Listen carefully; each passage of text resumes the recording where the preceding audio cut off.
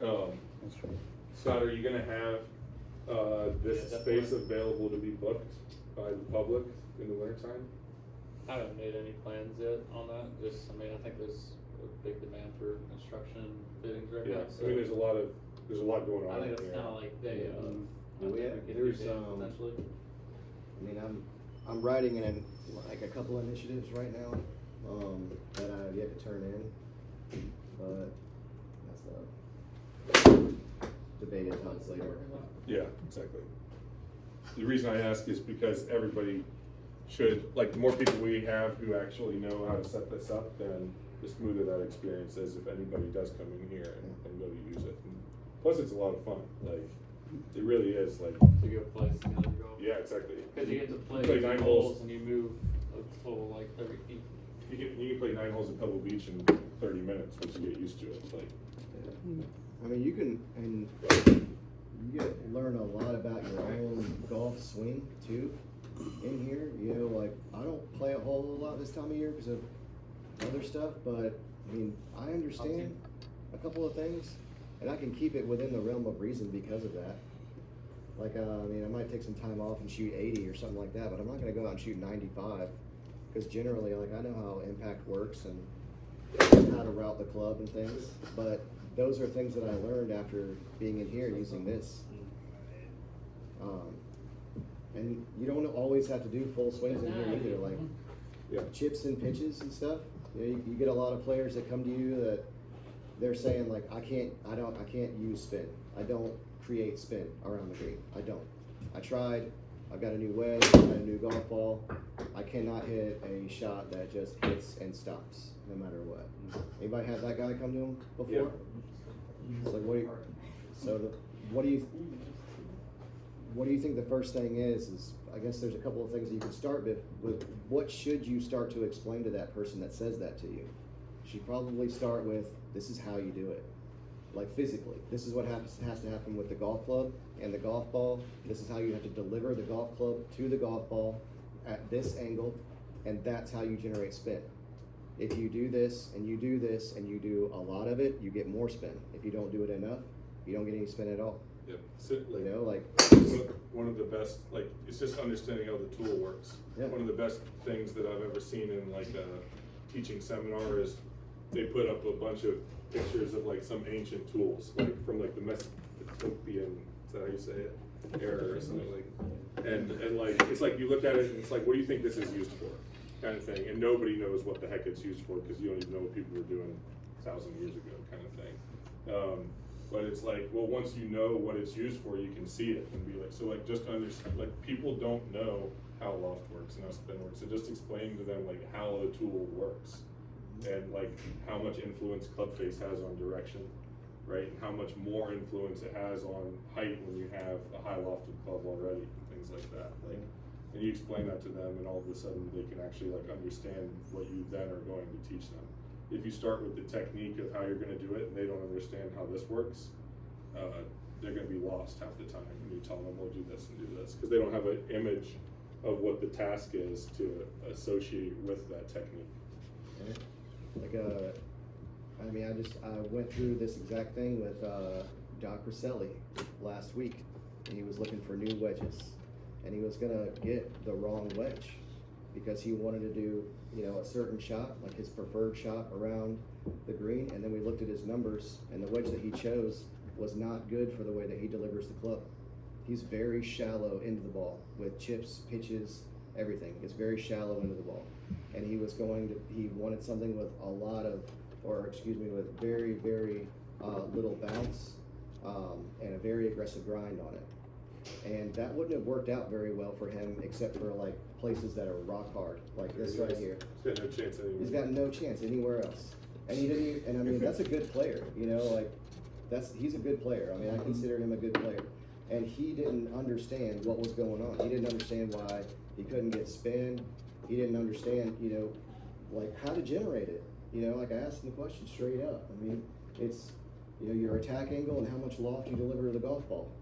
You know, the bigger the difference between how much loft you have and the more severe you hit down on it, that's predicated on how much spin you get. There's a big difference between those two. You get a lot of spin. If you deliver the club very shallow to the golf ball, with, with not a lot of loft on it, you're gonna hit bump and runs. It doesn't matter if you're holding a 64-degree wedge. That's gonna be a bump and run. You have to hit, your attack angle on the golf ball has to be a certain acceptable amount if you're going to expect any type of bite. And if they don't know that, if they don't know that there's like a threshold here, that hey, on average you deliver the club head, 2-degree attack angle on chips and pitches, looking for spin. On average, that's what you do. If you can't increase that by like 3 or 4 degrees, you have no hope. Buy a smart or like a square wedge or one of those CBX wedges, because you're gonna chip better with that thing than any other Vokey that we have on the floor. And he didn't know that. And then he got him into the right wedge, and then he went out and practiced with it, and he came back and he said it was night and day. He said he was actually getting some zip on it, even with balls that were older and with grooves that weren't as clean. And he said it was like educational. And that's a guy who, he prides himself in being smart on this stuff. He's a good player. That's the kind of stuff. Students. Exactly. So, but that's the kind of stuff, like, I didn't know that until I started doing this. I mean, Yeah, and when you see like the really- numbers come to life. yeah, and like the That's the- TrackMan University stuff, like that's where they teach it to you. Like, I have videos and stuff on there, but you watch one of those videos on a data point or something like that, and then you start teaching data points specifically, and then you just really start learning stuff, really start having an impact to people's games. They tangibles start happening, and they report back to them. You do video stuff, and they go down a journey with you, and then like you're with them for years and years and years. I mean, I don't know how many pros you've heard of they're like, yeah, I've been working with this guy for 25 years. That's a guy that's been with you for 25 years, paying your lesson rate for 25 years. So, I mean, but yeah, just lots of I could talk forever on this thing.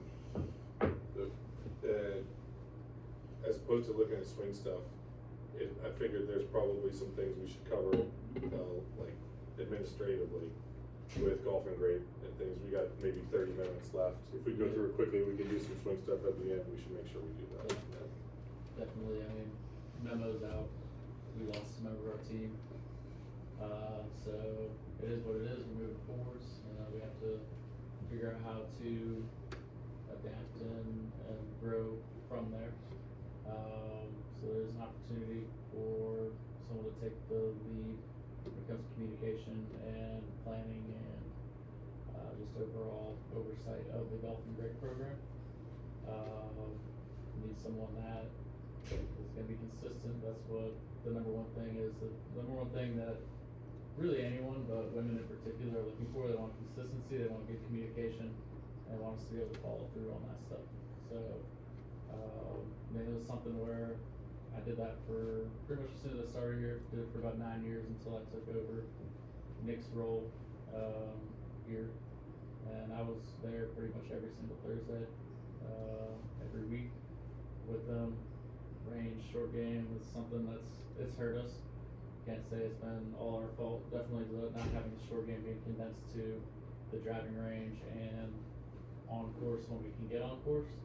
That's been a little bit of a hindrance to the program, but that's not gonna be an excuse much longer. Thanksgiving is when we're planning on opening up the putting and chipping area. That's gonna be a huge addition. I had one lady email me back when I sent the email about Golf and Grade yesterday, specifically asking to do short game. I just explained to her that we're a couple weeks away from that. And as soon as that ends, we're gonna offer short game every single week. Are we on schedule to have at least? Should be. So what's the this is Thanksgiving. maybe not the venue to talk about this, but has there been any communication about? And let me start by saying I don't think anybody is supposed to deliver what we talk about, any decisions or anything to the public. The only thing So- we can So tell the this is public just right us now- talking about what's potentially about who's gonna use it, when they're gonna use it. We're certainly gonna be able to Yeah. use it for clinics and lessons and things. The only thing we can tell public still right now is that it's gonna open Thanksgiving. We can say it'll be limited use, it'll be posted once we're ready to open. Right now, the talk is, what we don't want is someone to just show up, park in the parking lot, and walk on the putting green or chipping green to start using it. Someone needs to have paid us in one way or another to use the space. Including the putting area. Putting in, yeah, so here soon, it should be happening very soon, but there should be a row of hedges planted where that mulch is next to the sidewalk between the parking lot and the putting green. So once that happens, there's gonna be a barrier. It's probably not gonna extend all the way, so there's gonna be some sort of fence built as well. But it's to keep people from just pouring in from the parking lot. There's gonna be a controlled access point of, pretty much have to go by the starter to get into that area.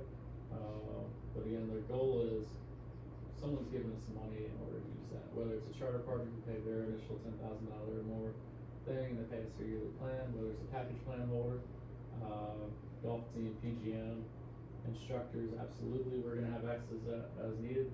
And if it's the general public, if you paid for a tee time that day, you're gonna be able to go there and warm up for a little bit. And if there's gonna be some sort of, we don't know if it's gonna be, you bought a large bucket, you can go hit for 30 minutes down there and chip as well, or if there's gonna be a separate, like just practice fee that includes a bucket of balls and time there. That actually hasn't been determined, but the general consensus is you just can't show up and use it. You got, unless you're a package plan holder, you're just coming off practice. And the other. Has that been decided? That Yes. package plan holders will be able to just. Yeah. Well, and here's the next part to coincide with that is, we're calling it a warm-up space. We don't want people to just drill out there and be out there for hours at a time, like, limited to 30 minutes, like, and like, we're working on the verbiage for this time that's gonna be posted out there. Got it. And one of the things on there is, be courteous to others, like, if there's people waiting and it's getting crowded, like, if you've been there for 40 minutes and give someone else time, you've had your time in there. One Yeah. thing that's gonna be, and all of this is working, like, it all sounds great in principle, yeah, this is how we're gonna do it. We're not gonna know exactly how it works until it opens up and people start coming in and using it. There's gonna be issues that arise, we're gonna deal with them on a case by case basis and figure out how to best adapt from there. But it will be nice having that barrier at least to just keep people informed. And it's gonna be similar to, right now, check-in, like, should be able to show some sort of ticket or have some sort of credentials that let the, either, like, it might be the starter that's gonna have to kinda check him in, or we can just keep an eye on it. I can see, I'll be able to see it great from my office, so if I watch someone come right up through there, and I walk right on there, like, alright, let's make sure we know who this is, call down the starter, send someone from the shop out, I go myself, whatever it is. It's just something we'll have to keep an eye on and just monitor. It's gonna be new for everyone, so there's gonna be issues, and when the issues happen, let's figure out how to best deal with them. And just always try and, like, we'll have this sign, it's gonna have it posted, this is who's allowed to use this. So, I mean, we'll just see how it goes once it gets going, but it is very soon. I already, like, one issue I see is just, when we do Little League down there, Golf and Grape, like, pretty much gonna have to close that short game area to public at that time. There's not gonna be, which we did at the old short game too. Generally, if there's someone out there chipping, I was gonna set up for Golf and Grape for Little League, I just like start putting my baskets, my cones, my whatever I'm using that day. I was like, hey guys, just so you know, there's gonna be about 20 women, 20 kids out here in the next 30 minutes, so start wrap it up, but we're gonna need this space. So I think that'll be fine too. It's just gonna be so in demand. Everyone's been starving for almost 2 years. I think it being like effectively a separate fee, or if like your package plan qualifies you to be able to use it, that's still subject to availability. Yeah, right? absolutely. And then for a daily fee, if it's some form of separate fee, no one can complain about it not being available, And that's right? So you're not gonna pay the fee unless it's available. And just like, we've been doing a good job on the range of making sure about an hour, 45 minutes in advance, we're getting the sign up there that says area closed, setting it up, making it look like something's about to happen. Yeah. We just gotta do the same thing when it comes out. We have our area reserved for private instruction signs, should have multiple of them, so if we need a ranger, we need that. Yeah. Make sure we're putting a white sign right at that entrance point near the car path to the short game area. Yeah. By the way, this is just while I'm thinking about it, it's not really for the group, but I think it's worth feedback if anyone thinks it's a good or better idea. Little League's so consistent, Golf and Grape's so consistent from a timing standpoint. We get new signs said that it will be reserved for this thing from this time.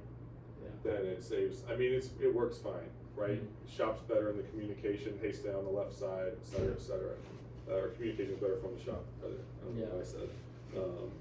But if there's an actual, like, if there's a more specific sign up there that says, hey, no one should be here between this time, then people know, okay, I've got 20 minutes to hit, and then I've gotta get out of here, kind of thing.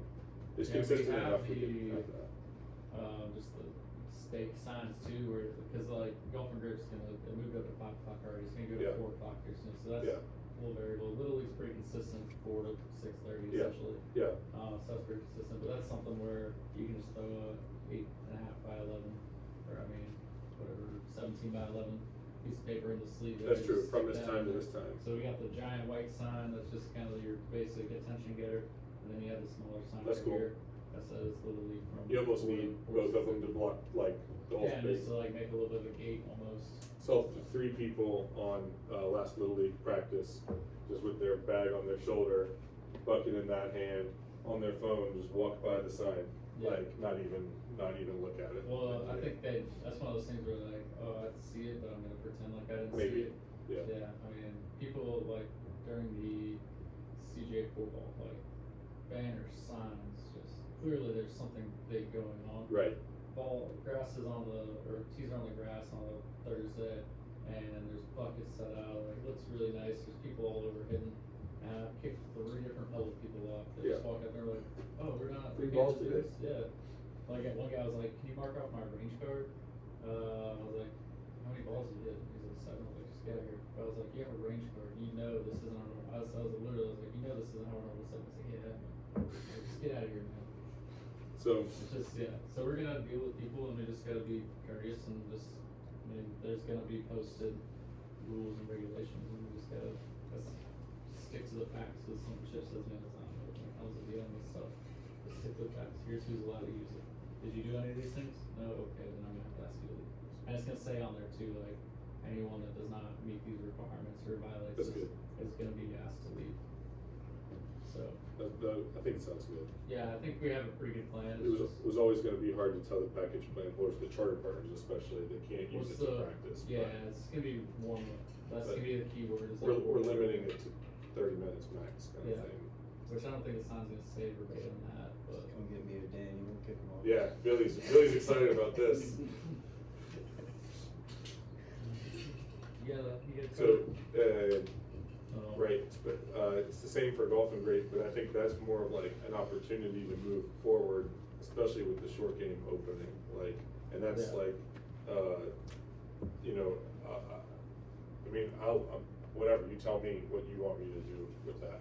But that hasn't been my ship to steer, right? Yeah. So, I'll leave that part, but for as far as the rest of the season for Little League goes, like, in addition to Tyler, like, this is like basically this room, right? Except for Austin, you know, like all you guys are like, this is it for the rest of the season, right? So it's like, still things like family obligations, right? School, like, certainly comes first, but anything discretionary, if everyone can be as available as possible, especially for match days, practice days, like we have so many kids. It's not only a safety issue to make sure that we're fully staffed, but like a value issue. So if everyone can like make a point to be as available as they can, again, prioritizing the things that are important in your life first. But we've got 3 more weeks, we've got 2 more practice weeks, and then a match week. So I'm asking everybody basically to like help out as much as you possibly can. Tyler's gonna try to cover some Mondays, he's checking on babysitters and things, because Maddie was normally coaching on Mondays. But we've got 20 plus kids in each class, right? So if we end up with only 3 coaches one day, it doesn't work. So we need at least 4 coaches for each practice. And we can get by on match day with only 3 or 4 coaches, but not really. Like we want these kids, like everybody knows how important it is to them to pass, to play their best. And me and Winston were talking about it too. Everybody knows this. It makes a huge difference when there's a coach on that hole to help them play that hole. And also it's our only chance really to actually teach them how to play the game and stuff. So I think the first week for matches, we were the most staffed and felt like awesome. Typically the first match of the season is where you get the most passers anyway. There's a lot of new people playing at 25. A lot of them are more experienced players, so you get this flood of people passing from 25 and 50 yards and stuff. But we had 6, 7 people on the course sometimes, which means that I think we had 6 coaches, right? So which means that every group had a coach helping them on almost every hole, on more than half the holes. And like, if we can do that, that's like a huge improvement to the service and the experience for them on match day. that's me just talking about it in general. The reason we're talking about it at all is because we've lost, right? We no longer have one of the coaches to fill one of those spots. So I'm just asking everyone to be as available as they can for that, just so we can like bring home the season as best as possible. Especially because we're not gonna shed, like, the public's not gonna know why Maddie is no longer with us, right? We're not gonna share those details to the public and things like that. So we need to make, and right, they don't necessarily know that there's any issues, or right? So like, they're just gonna see it as, well, now we have one less coach for this program. You know, it's like, I promise you some of those parents are gonna be thinking, like, you know, if there's less kids on match day, that they're getting shorted, or the kids aren't getting the instruction that they need. So I could go on and on, but I already kind of made the point, you guys get it. That's the only thing. I feel like for golfing grade, again, going back to that, it's almost like more an opportunity to start fresh and like actually implement things that I think we've all had ideas with, and talking about implementing things, and then maximizing use of the short game area and stuff. And like, we really have like a month. And that's, I mean, To- daylight savings is, it's gonna make it really hard to November. have any playing opportunities. Yeah. There are, like, Susan's retired now, Denise can get out early in the day, and some of the other ones. And there are some other ladies that are in the distribution list that only care about playing, they're not coming for our instruction, they want the playing opportunities. So, the one thing that has been asked of everyone is to have more playing opportunities, have a league, that's what they want. So that's where we need to get together, and my vision of this is every single Thursday, when we send an email out, and we'll have to send out early, obviously, to coordinate tee times, so they start doing it on Tuesdays or Wednesdays at least, at the latest.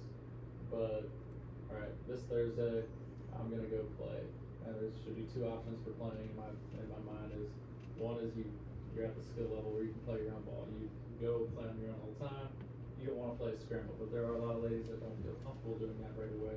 So there needs to be a playing your own ball and a playing in a scramble option. So sign up for one of those two things. Based on participation, that's how we're gonna pay out. It's a weekly thing. Part of that money, the entry fees gonna go towards their card fee, part is gonna go towards prizes, part is gonna go towards the wine, and whatever's left over is gonna go towards the instructors who are there helping that week. And it's a weekly thing, it's a reset. So that gives the lady, being able to do that, you're also gonna have the option of always doing the thing. We're gonna be able to offer a short game, we're gonna be able to offer putting, we're gonna be able to offer driving range. So what that means is that, alright, let's say Susan, for example, just because she's there, she's playing 3 weeks in a row, her own ball, but just really struggling with chipping. So the next Thursday, she's gonna come out and say, alright, I wanna sign up for the clinic this time because I've had some chipping issues. So I wanna go see Billy, Winston, or Ramon, or whoever it is, and work on my short game.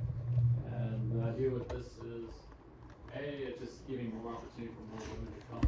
So if you're playing, we're gonna make it clear, this is a league, you're playing, and maybe the scramble ladies, like, they're really struggling, and it's something like we can have someone on course, but really, we don't need an instructor on course. So you guys go play your league, bring your scorecards back, we'll determine winners based off what you give us on your scorecards. If you have questions while we're doing mine, we can easily talk about it over the line. But our instructors are gonna be dedicated to the driving range, the short game area, the putting green. And we'll still, like, on-course lessons is important, so we'll incorporate that in where we see fit. But by having, alright, yesterday we had 10 ladies come out, pretty small group. We only offered driving range. It's been inconsistent, we moved with the time, a lot of factors. But now, alright, we can offer range, we can offer short game, we can offer playing. Now we can have 40 ladies a week consistently. If we got 3 or 4 instructors out there for 40 ladies, like, that's not a small chunk of change that you're gonna take home for 2 hours essentially of work, hour and a half of work, and then it's definitely the ability to spend many nights here till 9, even sometimes 10 o'clock on those scramble nights, but just hanging out with ladies, having a drink with them, and just they really value us investing that time in them. And it's something I've been explaining to Winston, like, if you make it a point to invest your time in them and really help them learn and enjoy this game, they'll invest that back in us. Cool. They threw a bridal shower for Billy, they threw a baby party for him. Every one of my birthdays, there's a cake there and they sing me happy birthday. When I got engaged, they had a big champagne toast. They did the same stuff for Maddie. They've done it for us all along. Like, these ladies truly appreciate what we're giving them, And if they feel like we're giving them all, they're gonna give us a lot back as well. Susan's been here for 10 years and has been here pretty much every single week. Like, if you add up the math of $35 a week for 10 years straight, it's a lot of money she's invested, and time that she's invested, so. Well, If you treat them right, they're gonna take care of it. on that note too, I was thinking like, especially in a time of transition, it's easy like for things to slip. It's coming into the end as you figure out like who's gonna do what, who's gonna pick up slack here and this. Maddie was handling all the communication, right? There's like 1 month left basically of like good golf and grape season, and then everyone's gonna fall off and we'll pick back up in the spring. But it's like whoever's handling communication on that should like hit it hard, like even the brainstormed idea of like doing one of the Halloween, like they always do a Halloween costume. Yeah, Black Bear has a big one. So like to like push, if everybody, like if you think it's a good idea, to like use that as like a kickoff event, try to get as many, cause that's a fun thing that'll pull people in the fall, right? And if you can get as many people in for that, hype up all of these like basically promises, like don't overpromise, undeliver, under-deliver kind of thing, but figure out league, talk about it at all, tie that into this like end of October, like end of season event, basically. It doesn't have to be on the course, it can just be like a get together kind of thing, like make it a special day. Yeah. And then hype everybody up, right, get everybody excited about what's to come, because not everybody's gonna come through the winter. But this is like last chance of the year to get them all excited about like the future of the program. Yeah, it goes back to the flexible schedules and retirees, they're the ones who do make Yeah. it up 4 to 5 is what the hours are doing. But it's like, I think So you like, lose a lot of them. now's the time, if like for the next 2 weeks, it's like, well, we're figuring out what we're gonna do, it's a missed opportunity Yeah. for them, and they're gonna feel like even more let down, Yeah, basically. absolutely. So, I at least wanted to mention that. Yeah, we definitely need to just, it's an opportunity for growth, is what this is Yeah. now. It was trending in the wrong direction and a lot of negative comments about it, now it's time to, alright, dealt with that situation, now let's figure out how we're gonna grow and improve from here, and it just comes down to leadership, just need someone to step up and grab it. I specifically remember, and I found this, piece of paper from one of the very first shop meetings ever when I first started here, and Nick wrote a list of like, here's what I need from you guys.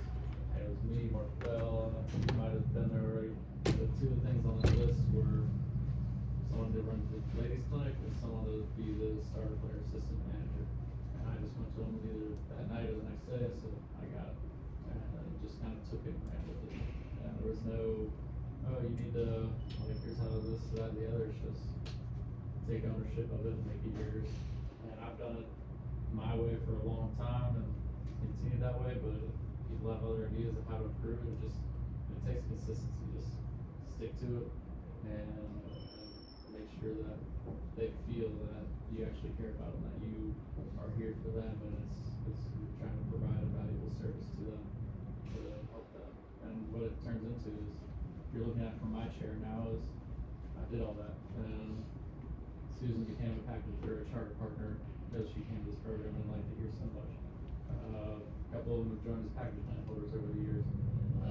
They start bringing their grandkids out or their kids out, Yeah. or their husbands, they come out and play with them, so it's a way to create as a, like, maybe hopefully a lot of people in this room, you don't wanna be an assistant pro, you don't wanna be kind of level there, you wanna work your way up the ladder, like, you're gonna start thinking about things like that when you get into my position of the overall scheme of things, and that's what we call like indirect revenue stream, like, alright, we're doing this cause it makes us money, but what about the facility? Well, that's all instruction is to this facility, Yeah. right? It's like the ripple effect that great services from our instruction team has for the rest, because the course doesn't make much direct revenue, not proportionate to all of the other money that they make. They don't make much from instruction services, right? It's from like, it's all the things that you think. We don't need to go into all the examples of people getting a good lesson, playing better golf, or just having the experience, coming and practicing more, being at the course more and stuff like. Buying clubs, Exactly. they're I mean, playing there's- more so there's and more especially in couples. these group settings, right? Like there's so many ladies, and juniors, right? That are just like looking for a group to be a part of. And if they like it, then like this is their home, and then the word spreads, et cetera, et cetera. You know, so like the indirect revenue is like, we still have to make money for the golf course, right? But like the value that the instruction programming really has for it is those things. So it's like, of course you wanna be as good as you can no matter what, right? But that's like, almost like the priority that the facility has for all of these things that we do is dependent on that, right? We need to do a good enough job that it actually provides benefit for the course and the facility, right? Cause like, fitting's the same thing, except there's direct revenue. You're selling golf clubs, it's going to the thing, but it has just as big of an impact with those other things, all of this stuff, all of that. Instruction, all we have is like the ripple effect, basically. You know, we're paying enough to cover the use of the facility, and then there's no extra revenue for the golf course, basically, so we have to like, make it worth it, is the way I think about it. Like, So, I mean, what we need to determine here is who's gonna take the reins. That's all I wanna go, and I wanna offer Billy, since you've been here the longest, and you've been a huge part of it. Like, do you want that communication? Do you want, like, to be the one that sends emails, that helps with that planning, that helps with all that? Or is that something that you're ready for, that you wanna do? So, right here, so I mean, it's communication is gonna be the big one, just like, this written communication, is sending that email out, I think you can see a difference between the emails that Maddie's been sending out versus what I sent out last night. I had a couple ladies just even like, wow, like, that was great, thanks for all the information. Like, you can't over communicate, especially when it comes to women. They're gonna look in at every single detail. You're married, you should know that. You've had a girlfriend for a long time, you're married, like, women overanalyze everything, so give them like everything. If they don't have anything to analyze, they're like, oh, whatever, this isn't worth my time. I'm not gonna look into it. I actually did over communicate for a long time, just told her to dial it back, but I'd rather that be the issue than everyone's just like, what's going on?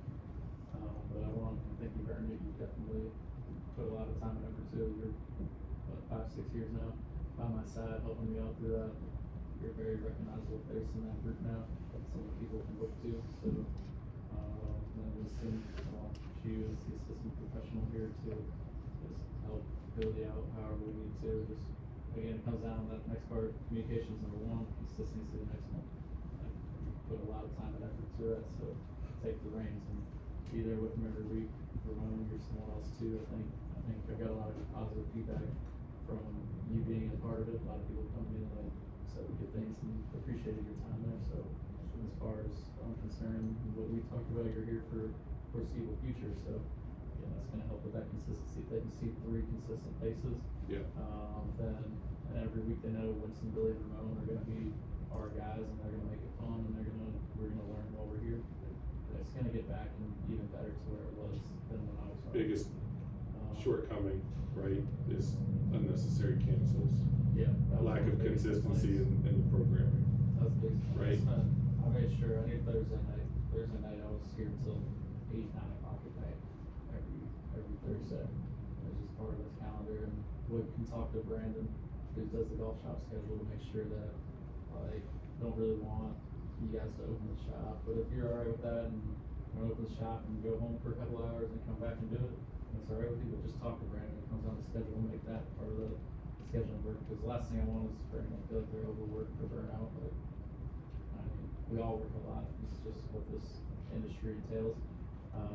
But if ever gets to that point, then just say something like, I can't do this without everyone in this room, so if there's ever a point where like, this is too much for me, let's figure it out, because the job is a lot of work, but there's been a lot of people doing this for a long time, myself included, Daniel included, Steve included, like, there's a way to find that work-life balance and to work a lot, but also, we all got our stuff outside of here, and, but, I mean, we all are employees here, so our first priority when we're here is to make sure that we're 110% committed to what we're offering, especially if you're taking money from someone, you better make sure that you're providing the best service possible to them. So, what we need to really figure out this week, we got screwed. It was just, I mean, it all came out of nowhere. Really wasn't expecting for Maddie to leave right now.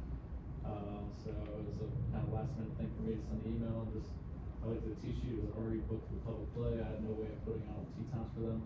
But when I saw that, I just went ahead and blocked off tee times from about 4 to 5 o'clock, all the way through the end of October. And then in November, the tee sheet stops at 4 o'clock, so I just put a 4 o'clock tee time under golfing grade all the way through the end of November. And just with the thought of, we can just get out. We're not gonna be able to do a full 8 to 9 goals at that Yep. time. We only got an hour, but that's for some on-course instruction. You can use a 4 o'clock tea time and have 2-3 groups go up until like 4:30, and you know you're gonna have 30-40 minutes of time to let them go out. But that's gonna be part of, you need to be ahead of that. You need to, like, whether it's a month or 2 out, or even for a full year, just go through on every single Thursday, block out golf and break, like tea times, and just have that ready for next year.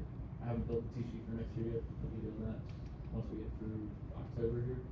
But just getting ahead of it, and then I'll let you guys get together and just talk about that league. I can be involved in that conversation.